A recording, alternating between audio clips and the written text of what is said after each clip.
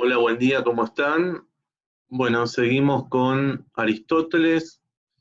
Como ya les dije en el primer video, mi nombre es Gustavo Romero y conmigo están teniendo las clases sobre Aristóteles.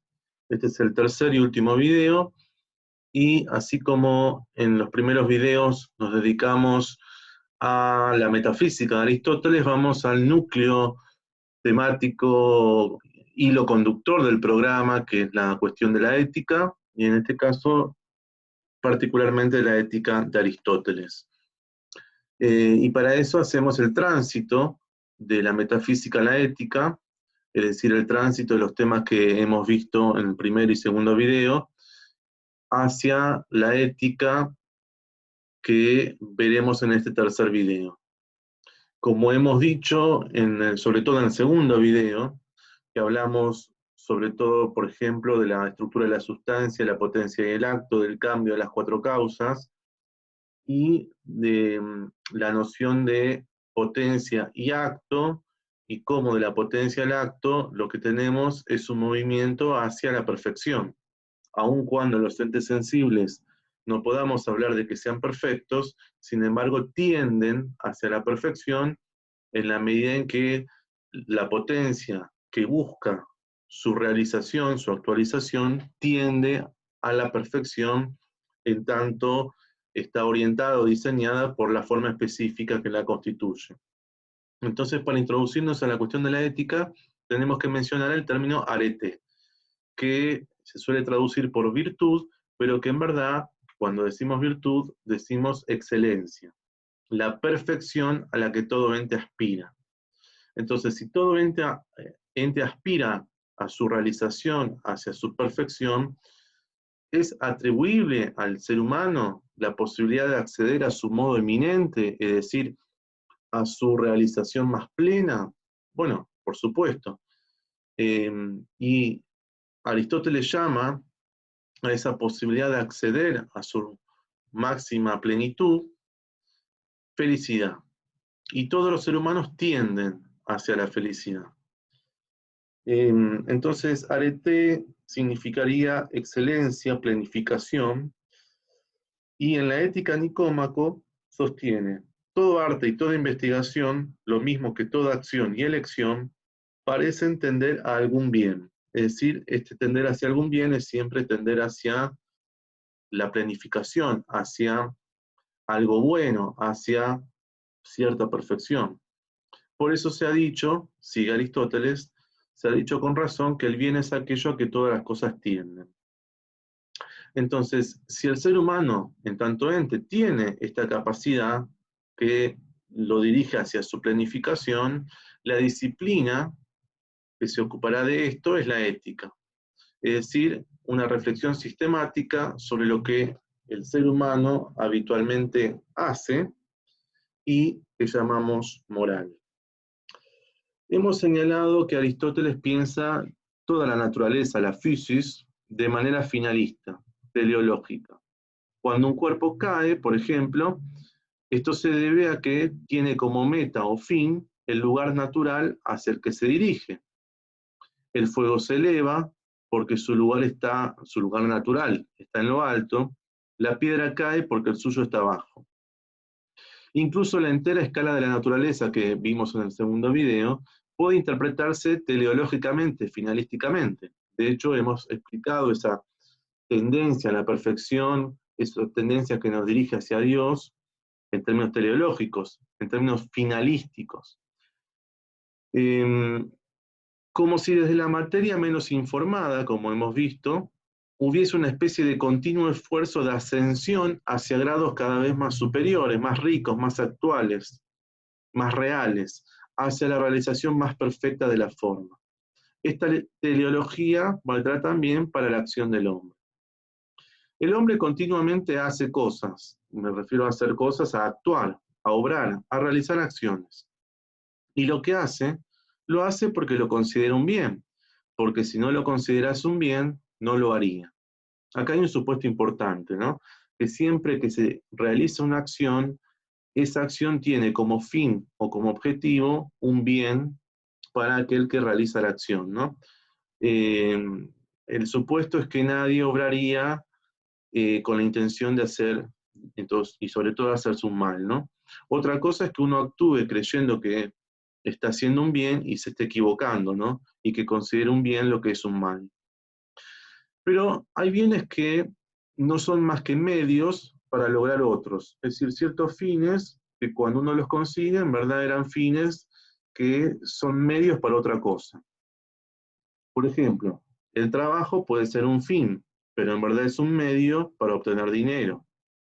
Obtener dinero puede ser un fin, pero en verdad es un medio para, por ejemplo, comprarse los alimentos en el sistema capitalista, en el marco del mercado y la oferta y la demanda, comprarse alimentos, vestimenta, alquiler de la casa o pagar los impuestos, etc. Pero hay otros bienes que los consideramos fines, pero que lo buscamos por sí mismos, como por ejemplo la diversión o el entretenimiento que el dinero nos procure. Ahora bien, en el fondo pareciera ser que en verdad, si uno lo analiza en detalle, todos los fines no son más que medios para otros fines. Es decir, lo que en principio es un objetivo a lograr, finalmente el objetivo a lograr termina siendo un medio para lograr otro objetivo. Pero ¿habrá algún fin que busquemos por sí mismo y que sea un fin absoluto? Es decir, que sea un fin que se baste a sí mismo y que no sea un medio para otro fin, un fin hacia el cual tendamos, pero que tendemos hacia ese fin solamente para alcanzar ese fin y no como un medio para otra cosa. Eh, si nosotros todo el tiempo buscamos fines que en verdad son medios para otro fin, nunca tendríamos un fin último. Es decir, el fin último es aquel fin que lo buscamos por sí mismo y no como medio para otra cosa. Pero en verdad hay un fin que es un fin absoluto, un bien absoluto, no medio para otra cosa, que Aristóteles llamará felicidad. Aristóteles señala dos características que le corresponden a este bien supremo, fin último, que nunca es medio para otra cosa. En primer lugar, que es un fin final, para ser redundantes. Es decir, algo que deseamos por sí mismo y no por otra cosa. Si deseamos algo, pero en realidad lo deseamos porque es un medio para otra cosa, no es el bien último o el fin último. El fin último tiene que ser algo que deseemos por sí mismo y no por otra cosa. En segundo lugar, tiene que ser algo que se baste a sí mismo, es decir, que sea autárquico. Ya veremos que el término autarquía eh, aparecerá en varios gráficos de este PowerPoint. Entonces, este fin último tiene que bastarse a sí mismo, tiene que ser autárquico, porque si no se bastase a sí mismo, nos llevaría a depender de otra cosa, es decir, depende solamente de sí mismo. Ya veremos cómo la felicidad implica autarquía, es decir, que no depende de otra cosa. Este fin último, entonces, que se desea por sí mismo y no por otra cosa, y que es autárquico, es decir, que se basta a sí mismo, Aristóteles lo llama felicidad, en tanto bien supremo. Y Aristóteles dice, tal parece ser, sobre todo lo demás, la felicidad, pues la elegimos siempre por sí misma y nunca por otra cosa. El fin último del ser humano es ser feliz. Todos los demás son fines que en verdad son medios para otros fines. Y en el fondo, todo lo que hacemos tiene como fin último el ser felices. Estudiamos, trabajamos, tenemos una casa, alquilamos, todo lo que amamos, odiamos, bueno, odiar entre paréntesis, después podemos ver el tema del término medio del exceso y la virtud, pero en el fondo todo lo que hacemos tiene como fin último el ser feliz. Pero hay un problema, y que para Aristóteles será un problema ético-político, es que todos los seres humanos coinciden en buscar y desear la felicidad. Pero sucede que en lo que se diferencian es que entienden por felicidad cosas distintas, le dan distintos significados. Es un problema ético-político porque no se puede ser feliz en solitario. Siempre se es feliz en el marco de una polis, de una ciudad. en la comunidad. Por lo tanto, si el fin último del ser humano es ser feliz y vivimos en comunidad, con leyes que regulan nuestra forma de vivir, es fundamental la felicidad como problema político o es fundamental la polis para tender hacia la felicidad. Es decir, ¿qué vida tenemos que vivir que sea la vida más acorde a este fin último del ser humano, que es la felicidad? ¿Y cuál es la vida más acorde a este fin último, que es la felicidad, si tenemos en cuenta que la forma propia del ser humano es su racionalidad? Tengamos en cuenta esto, Aristóteles no es un filósofo de escritorio, es decir, que escribe de espaldas al mundo, puramente teórico, sino que, como lo muestra su libro Ética Nicómaco, no habla del bien como un concepto meramente teórico, sino que su propósito es que, en términos éticos, hay que ser buenos. No se trata de teorizar sobre el bien, sino de efectivamente lograr un hábito que nos constituya como buenos. No especula acerca de lo que significa ser un buen hombre, sino que lo que hace Aristóteles es, en primer lugar, rastrear qué es lo que se piensa acerca de qué es la felicidad y finalmente lograr una definición lo más cercana posible a la forma específica del hombre, que es su racionalidad, para tender hacia este fin último que es la felicidad. Entonces, ¿qué encuentra?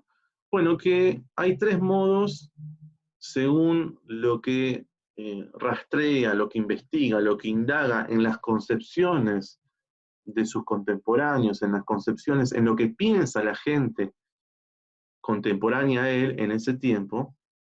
Él encuentra que para algunos, como les decía hace un ratito, todos creen que efectivamente que el fin último del ser humano es ser feliz. Ahora, ¿cuál es el problema? Que no se ponen de acuerdo en qué es ser feliz, ya que tienen concepciones distintas de felicidad. Entonces vamos a ver el modo en que Aristóteles analiza y pone en cuestión esas concepciones. Por ejemplo, para algunos, la felicidad consiste en la satisfacción de toda apetencia sensual. Las apetencias sensuales son aquellas que residen en la parte sensitiva del ánimo. Esta primera concepción, Aristóteles la califica de hedonista. ¿Por qué? Porque sostiene que la felicidad consiste en el placer. Hedone significa placer. Ya veremos que en la próxima filmina, Aristóteles pone en cuestión, critica esta concepción de felicidad, ¿no? La felicidad entendida como la persecución del saber, que ser feliz consiste en el placer. La segunda concepción que Aristóteles observa entre sus conciudadanos es aquella que sostiene que ser feliz es ser honorable, ser reconocido como alguien notable, ser famoso. Soy feliz si me reconocen. También veremos que Aristóteles pone en cuestión esta concepción de felicidad. Y la tercera concepción es efectivamente la que Aristóteles va a postular, que la felicidad es el ejercicio de lo que hace al hombre el ser que es. Esto es, la felicidad es una acción en la que está comprometida la parte más excelente del hombre. Es una acción en el marco de una sucesión de acciones dentro de un hábito en el que está comprometida la parte más excelente del hombre, que es su razón. Entonces, vamos a analizar una por una de estas concepciones acerca de la felicidad. Refutación del primer tipo, bueno, de la vida hedonista, la vida del placer.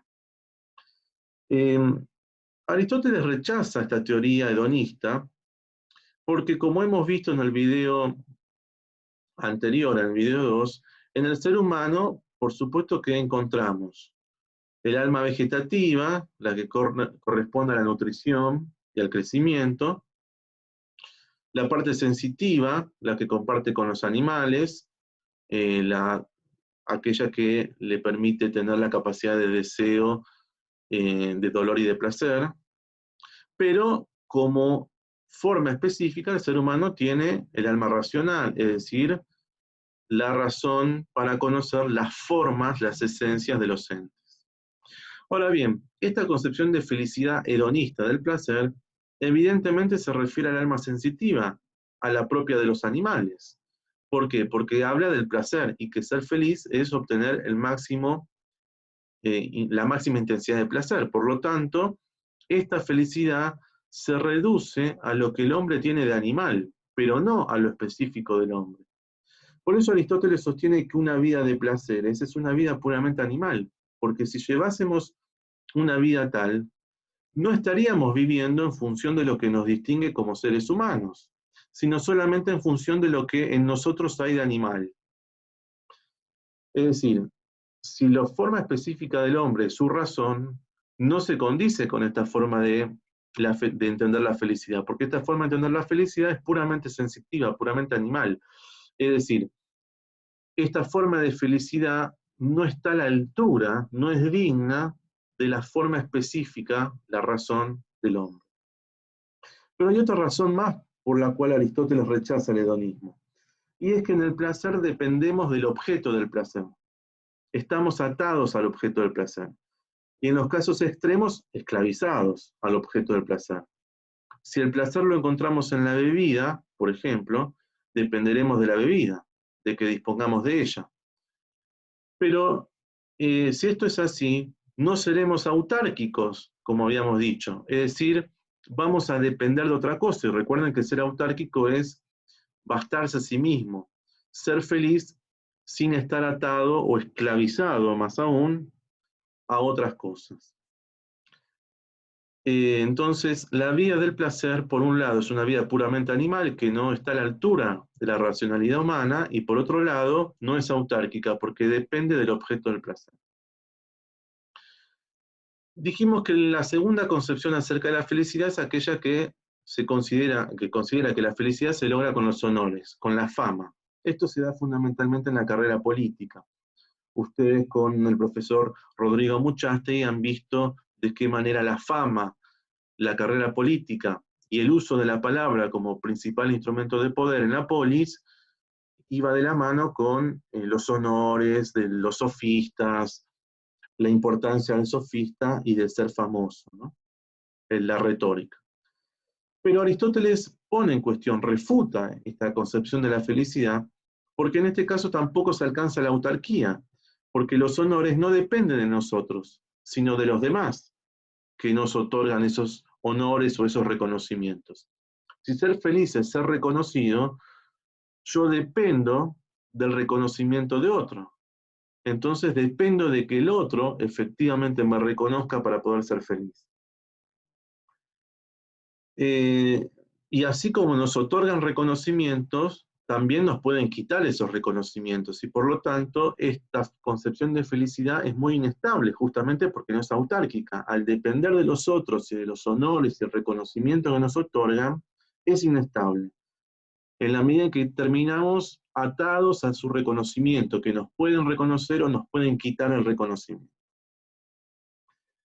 Algo más agrega Aristóteles, y tiene que ver con la concepción en la época, por supuesto, ¿no?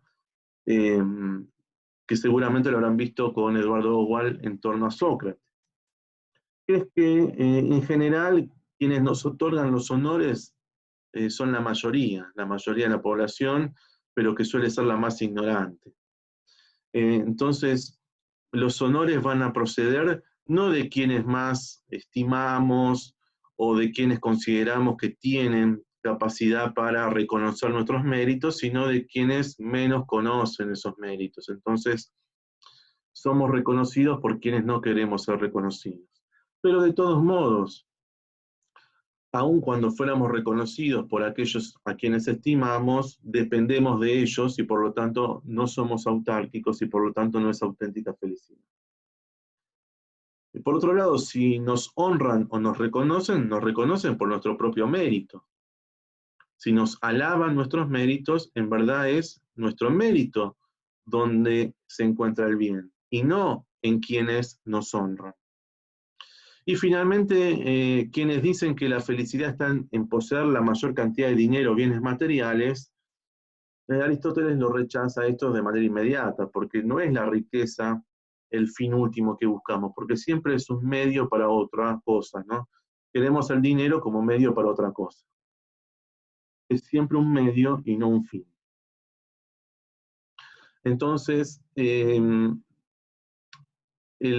finalmente el tercer tipo, que es el que va a postular Aristóteles, expresa en el orden de las acciones humanas lo que habría de corresponder a lo que se estableció como teleología.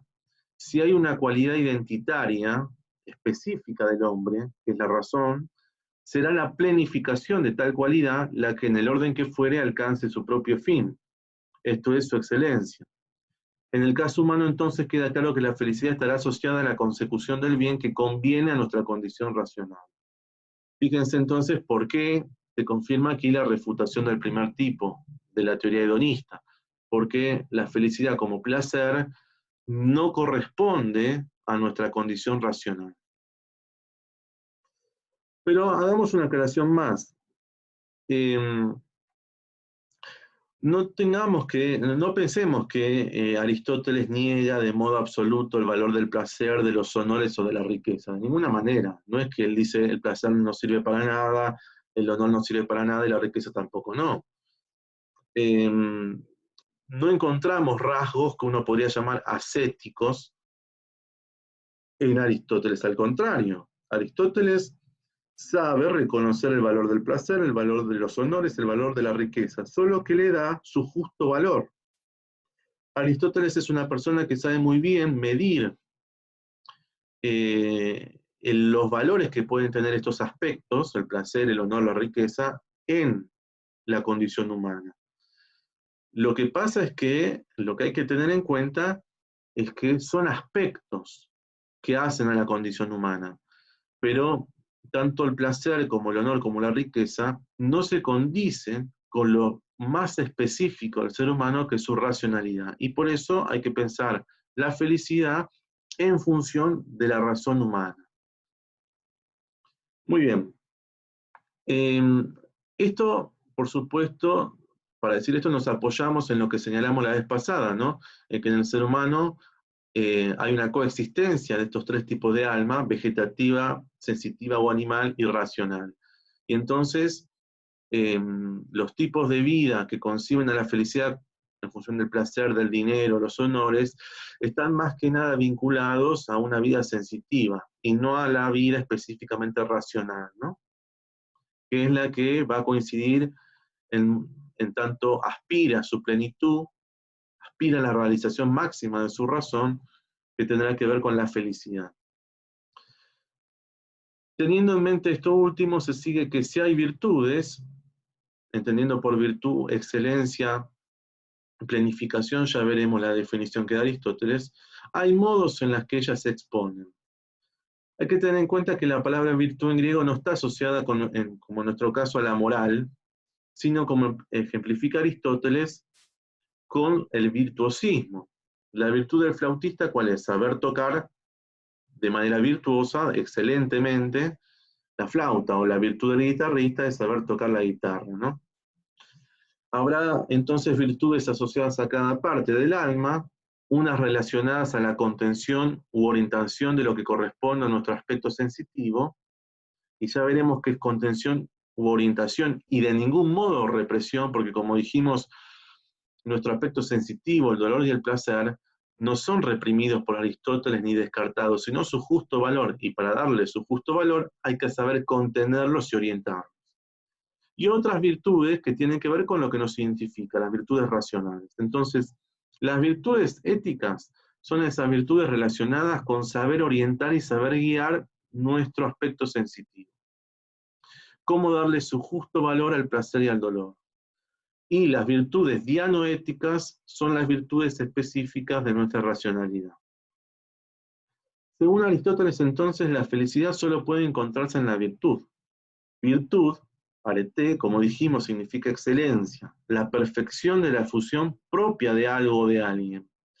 La función del guitarrista, por ejemplo, reside en saber tocar la guitarra, y será virtuoso en el arte de tocar la guitarra en la medida en que desempeñe tal función de manera excelente. De modo semejante, debemos preguntarnos en qué consiste la función propia del hombre como tal, para poder determinar en qué estriba su virtud.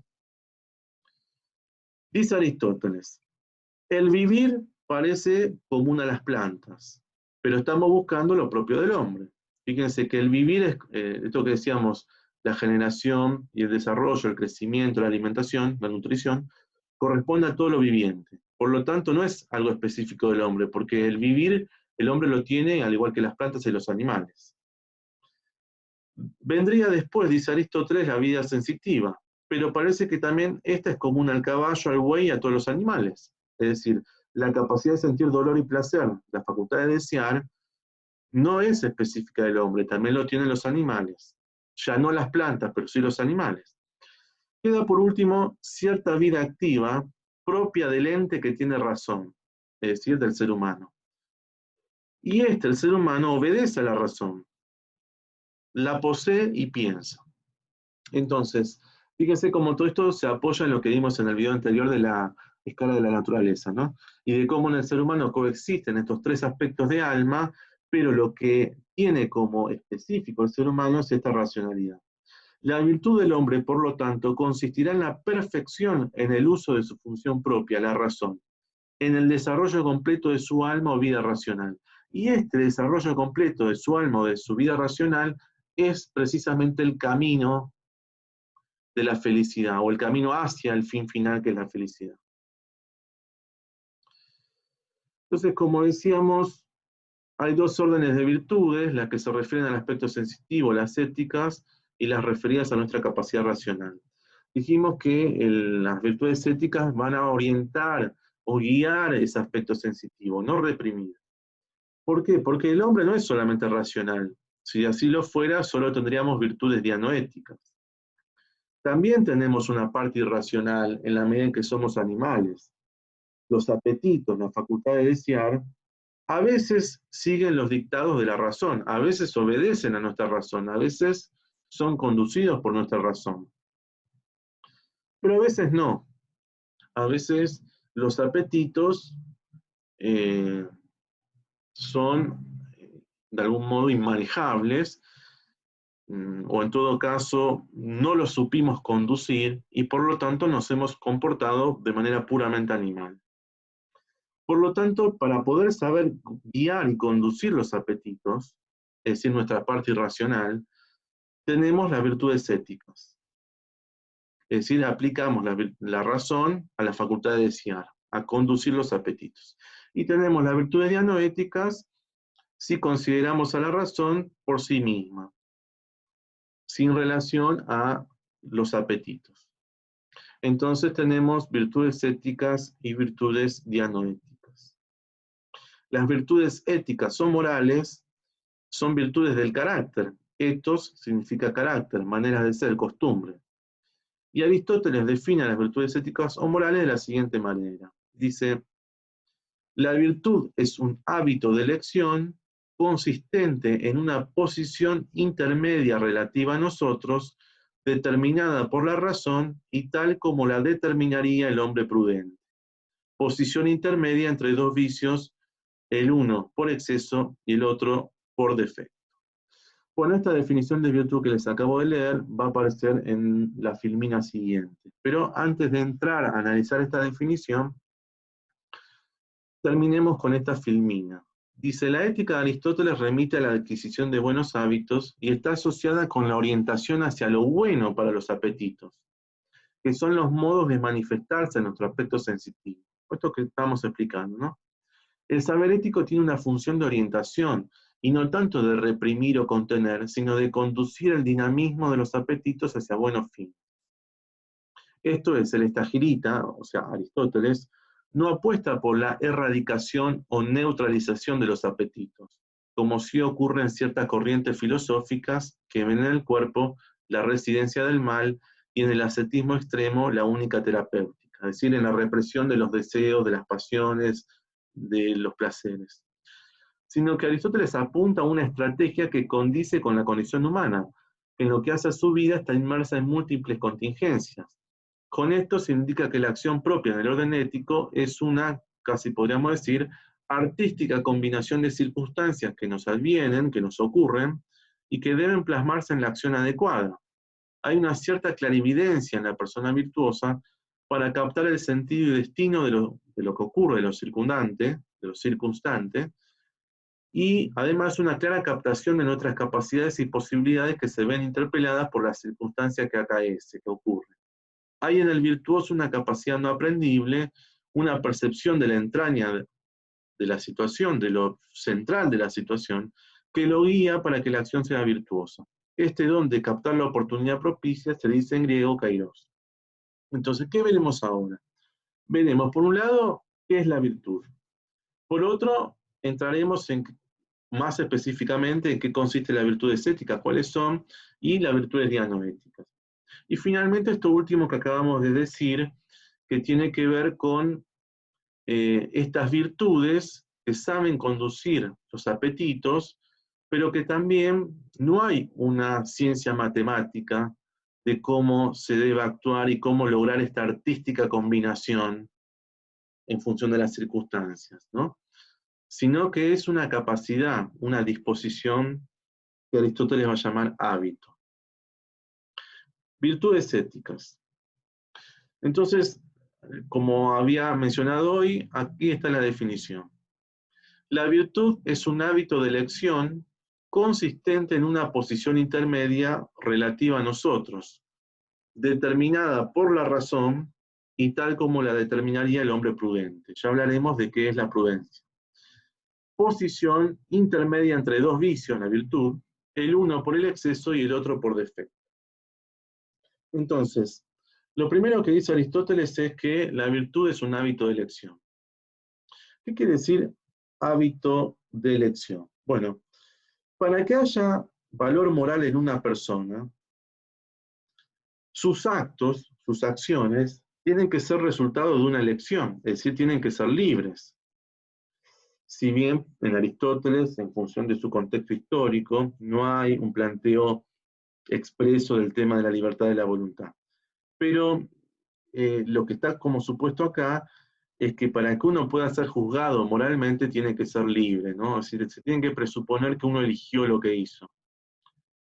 Seguramente en las primeras clases con la profesora Celia Cabrera han visto que solo podemos atribuir valor moral a las acciones en la medida en que quien realizó la acción la realizó porque de algún modo la eligió.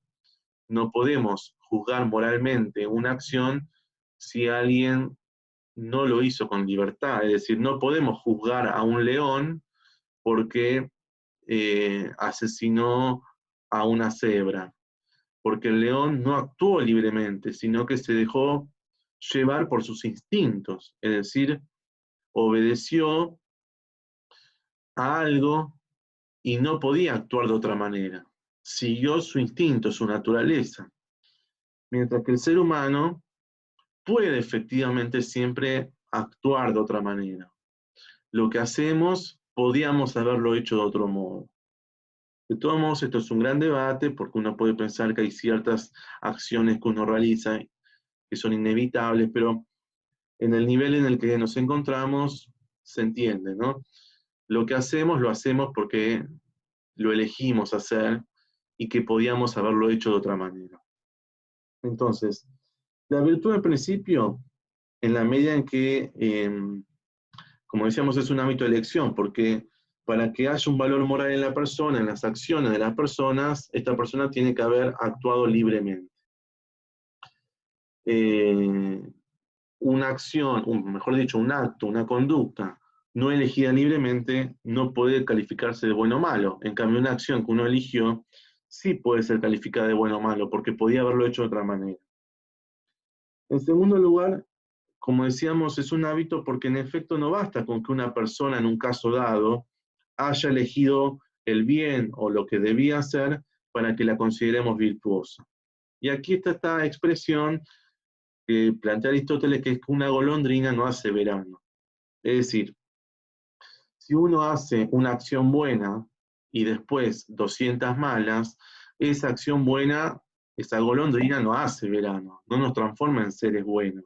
Tiene que haber un hábito, una acción buena no nos transforma en buenos, sino que una buena acción por sí sola no nos muestra un individuo virtuoso, sino solo en cuanto en esa acción se manifiesta un carácter virtuoso.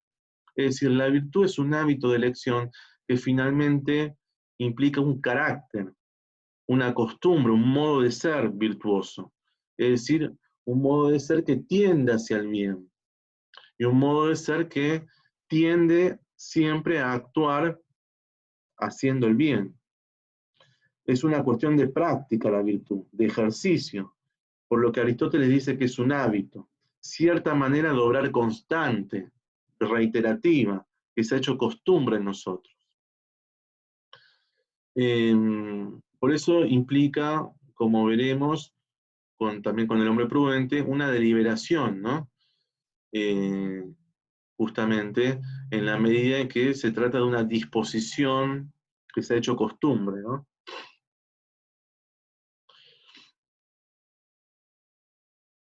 Bueno, acá tenemos entonces lo de volvemos a la filmina anterior, dijimos que es un hábito de elección, pero también la virtud es una posición intermedia entre dos vicios. Bueno, veamos qué quiere decir la posición intermedia entre dos vicios.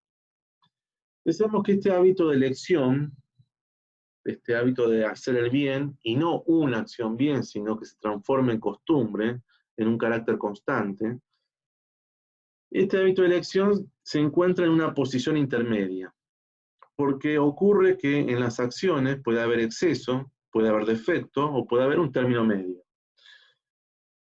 Y la virtud consiste en elegir el justo término medio. Ni exceso ni defecto, sino saber elegir este justo término medio. Por ejemplo, respecto del uso del dinero, hay un exceso, que Aristóteles lo llama prodigalidad, o también podemos decir despilfarro. Pero hay un defecto, la avaricia, el avaro, el tacaño, digamos. La virtud consistiría, dice Aristóteles, en la liberalidad o generosidad. Es decir, el justo término medio reside entre dos excesos, o mejor dicho, el exceso, el despilfarro, si tomamos el ejemplo del dinero, y el defecto, que es un modo del exceso por carencia, que es la avaricia. Aquí tienen, por ejemplo, en términos de afecto, de afectos, tienen ahí para ver el término medio, acá aparece como medianía, el exceso y el defecto. Si tomamos, por ejemplo, el placer, el término medio es la moderación. Por eso habíamos empezado hoy con la cuestión hedonista, que Aristóteles no rechaza el placer como si fuera un ascético, sino que lo que plantea es su justo valor, la moderación. No la felicidad que se consigue mediante el placer, sino un justo valor del placer en términos de moderación. La intemperancia sería ya considerar el placer en exceso y el defecto es la insensibilidad, es decir, la carencia absoluta de placer. Aristóteles apuesta por este justo medio. Si pensamos en la ira, el exceso es el irascible, la irascibilidad. El defecto es la incapacidad de airarse, es decir, aquel que nunca, para decirlo entre comillas, se mosquea, ni se ofende, ni absolutamente nada. Es también un modo de la insensibilidad. Y el término medio es la pasibilidad, ¿no? Aquel que sabe de algún modo conducir la ira hacia buenos fines. Siempre el término medio implica esta posición intermedia entre los extremos, que es un saber conducir los afectos, saber conducir el temor hacia la valentía, evitando el exceso. Acá hay un error.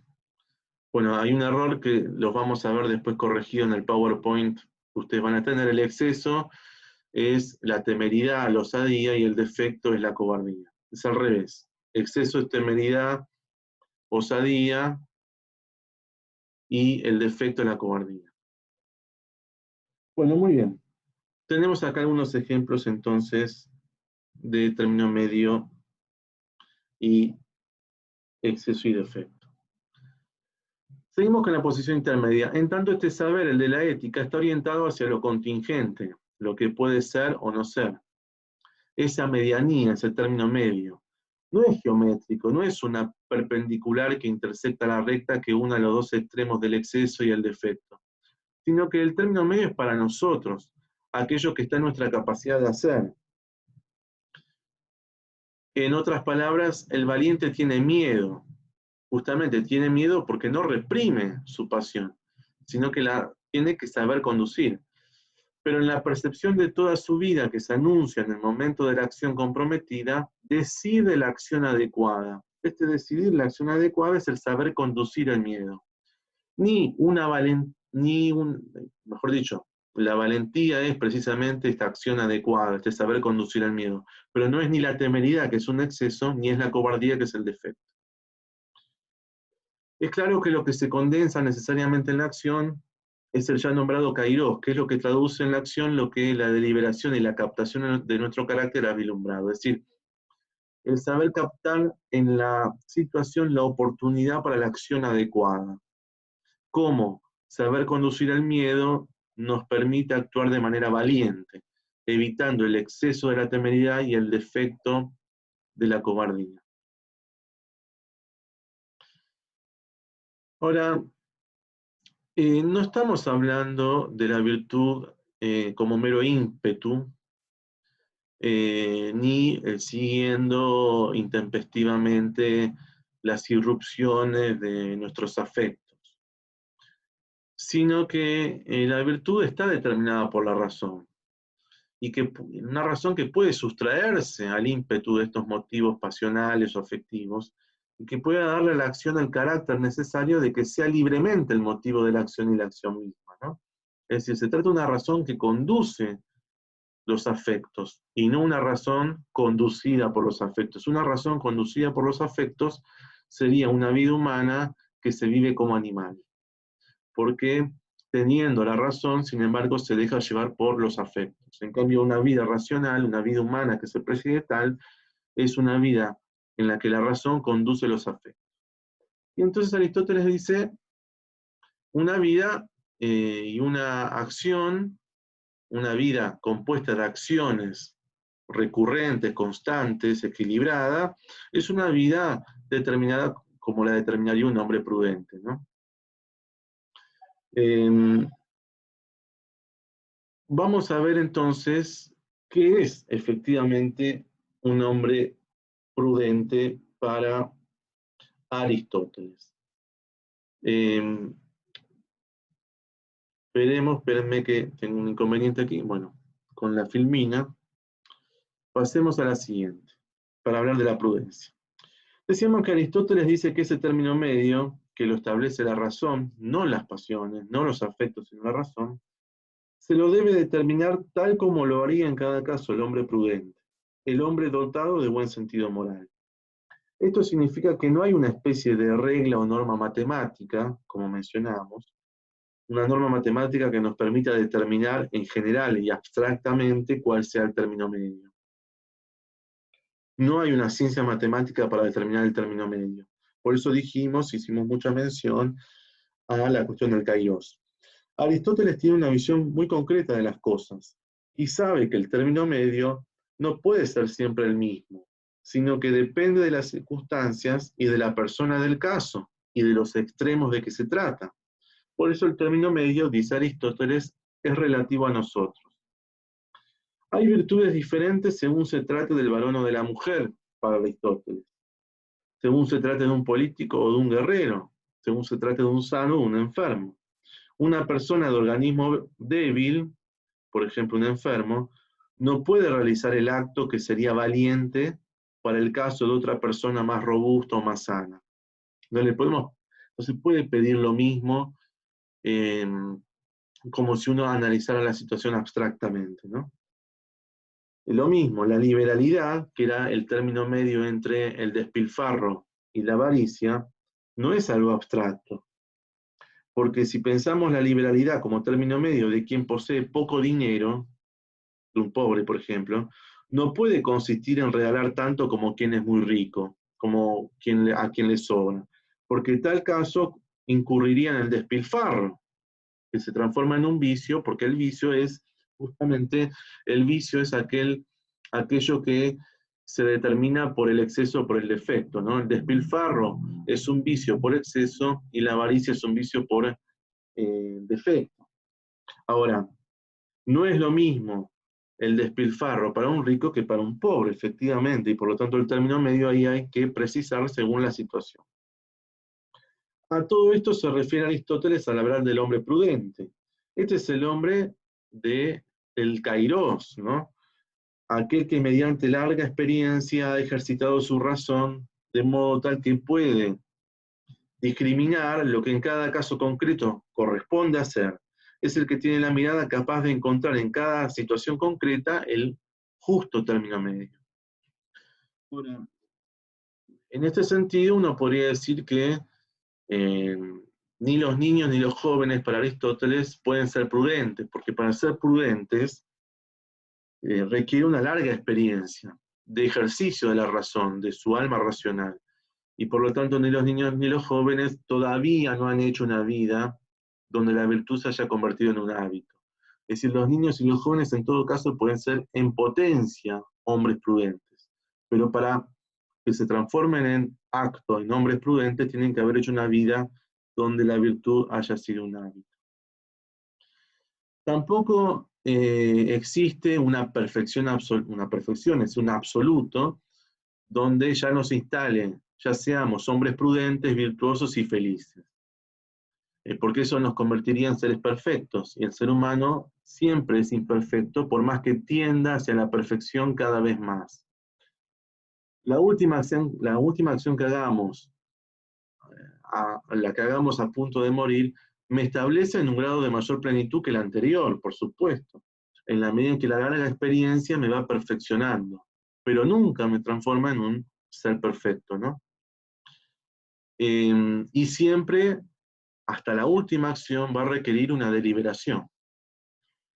Podemos dar un ejemplo de esto del término de la última acción de morir, hasta puedo determinar,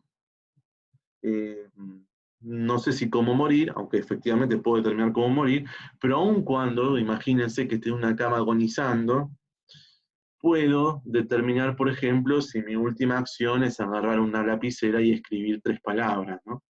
Ya requiere una deliberación. La prudencia no se olvida, sí se pueden olvidar las artes.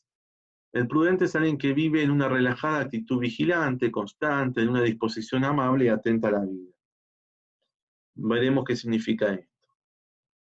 La prudencia no será nunca para Aristóteles más que el sustituto imperfecto de una sabiduría más que humana. Claro, fíjense esto, ¿no? Una sabiduría más que humana es una sabiduría de Dios, pero nosotros no podemos ser sabios perfectos como Dios. Entonces, la prudencia es un sustituto imperfecto, ¿no? De ahí que siempre exija deliberación, porque si fuéramos sabios perfectos, no tendríamos que deliberar para elegir el término medio, sino que siempre elegiríamos el término medio sin necesidad de deliberación, ¿no? Pero como el hombre habita siempre en situaciones que son contingentes, requiere deliberación. En ese sentido, la prudencia es aquella virtud que nos permitirá eh, la deliberación correcta. Y como señalamos, no es una ciencia deductiva, no es una ciencia matemática, ¿no? No se aprende, se reanuda, es una larga experiencia, no es un saber en todo caso, aunque el saber participa, es una disposición, un carácter, un modo de ser.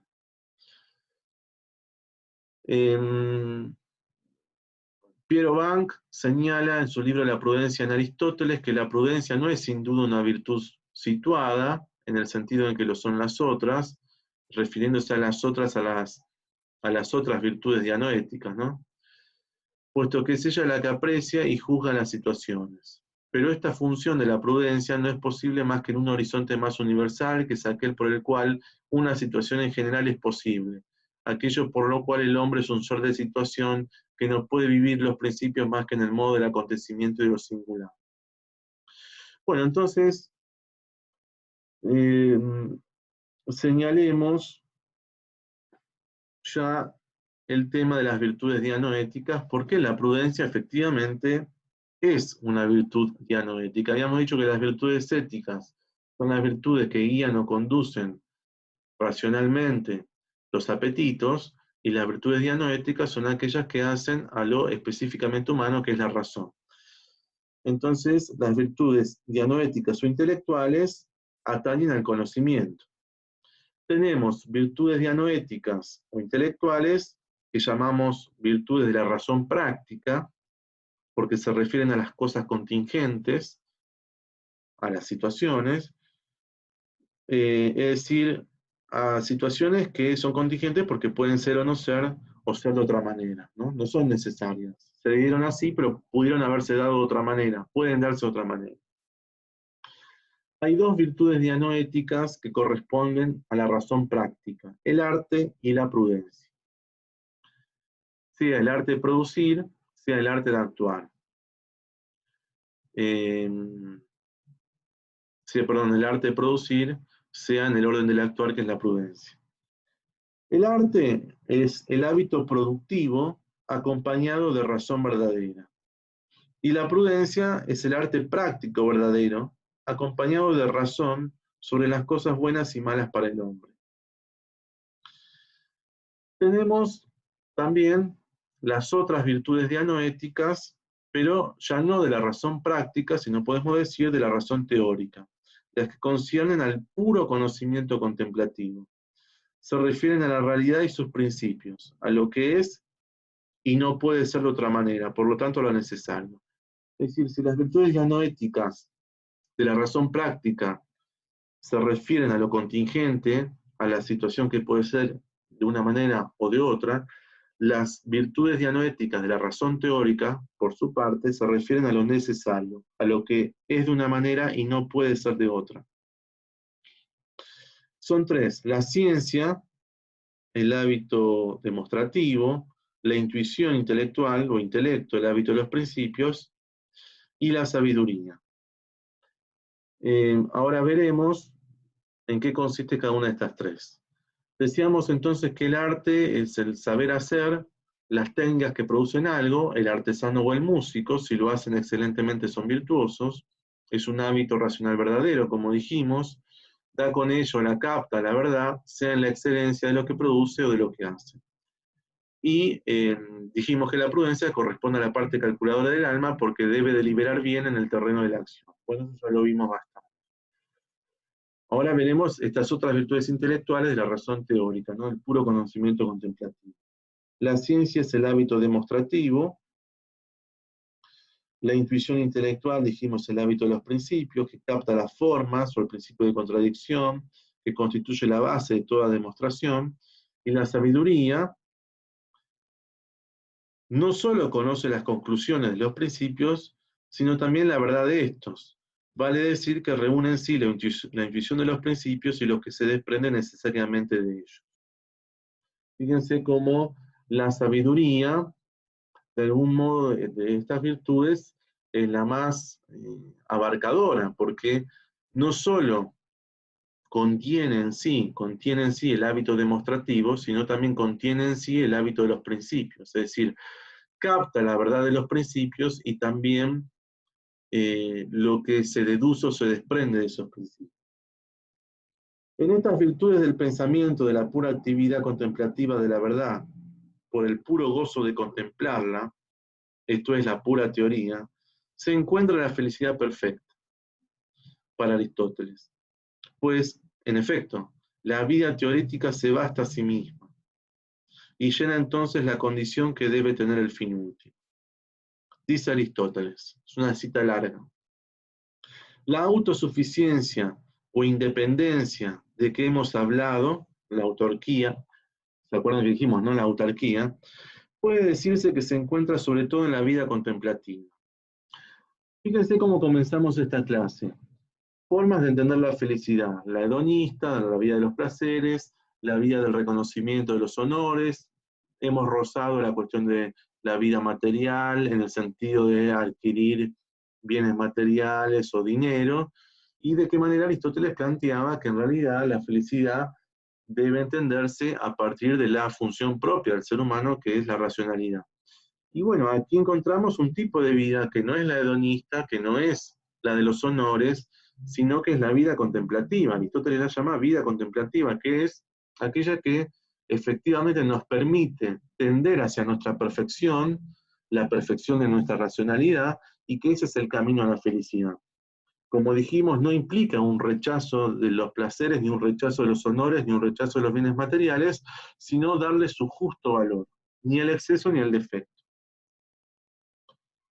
Entonces la vida teorética, la vida contemplativa, es autárquica porque se basta a sí misma, ¿no?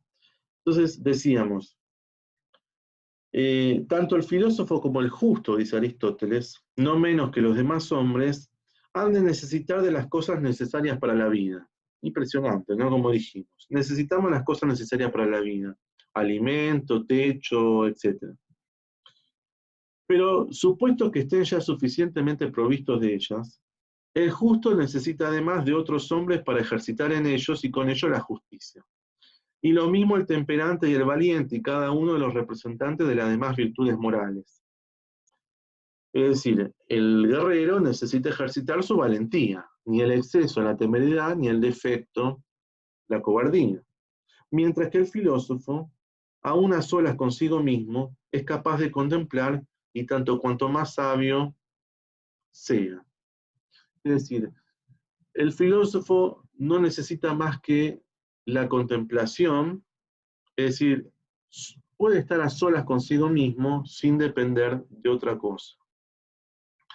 El filósofo entonces es el que más o mejor se basta a sí mismo, y la vida de razón, la vida contemplativa es la más feliz, y la sabiduría es la virtud más alta. Pero Aristóteles tiene perfecta conciencia de que ningún hombre puede vivir una vida pura y exclusivamente contemplativa. Hay siempre en el hombre otras necesidades que lo requieren. Tiene que comer, por ejemplo. O requiere escuchar una buena música del guitarrista o del citarista. Por ello, una vida puramente teorética es superior a la humana. Es decir, tendemos a esta vida contemplativa. Pero en verdad, una vida puramente contemplativa es imposible de vivir en el sentido de que supone ser un ente superior a la humana. Es un ideal para el ser humano. Que sea un ideal quiere decir que tendemos lo más aproximativamente posible a esta vida contemplativa, esta vida teorética.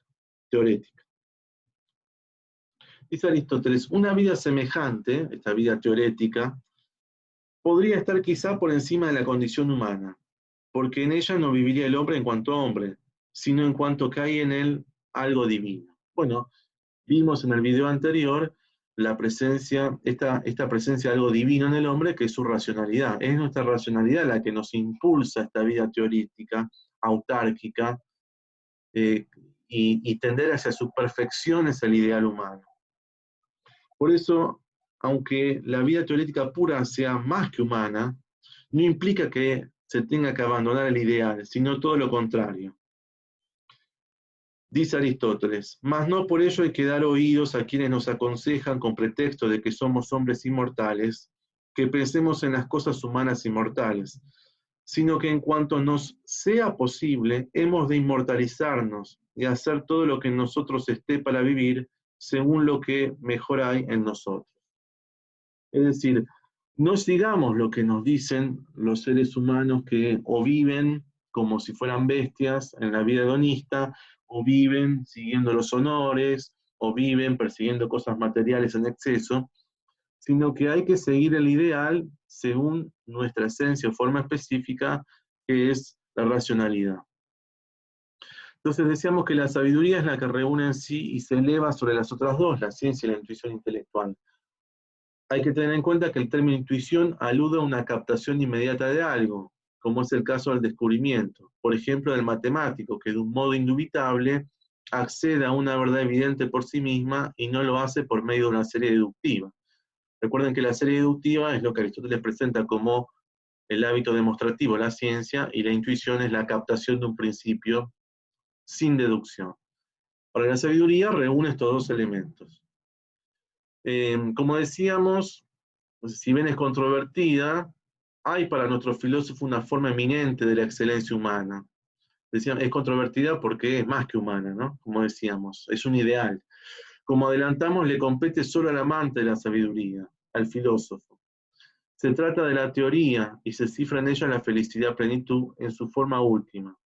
Recordemos de paso que el hombre prudente no accede a un estado definitivo, sino que su vida es un constante congratularse que se renueva incesantemente, pero que no llega a una meta final. Pero en la teoría se accede, aunque transitoriamente, a la plenitud que comparte el goce, que es estar en íntima sintonía con Dios, en función de esta presencia de lo divino en el hombre, que es su racionalidad. Bueno, hemos llegado al final de estas 3 clases sobre Aristóteles.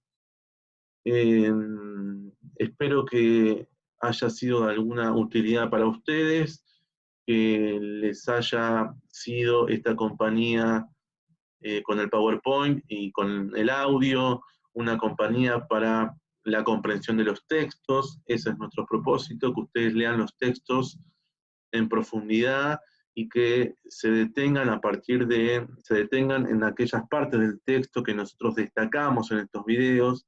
Tengan en cuenta que es imposible explicar con el detalle que requiere esto si no es en una clase presencial, donde tenemos 4 horas cada martes eh, para leer con ustedes fragmentos de los textos, para explicar, para responderles preguntas en el momento.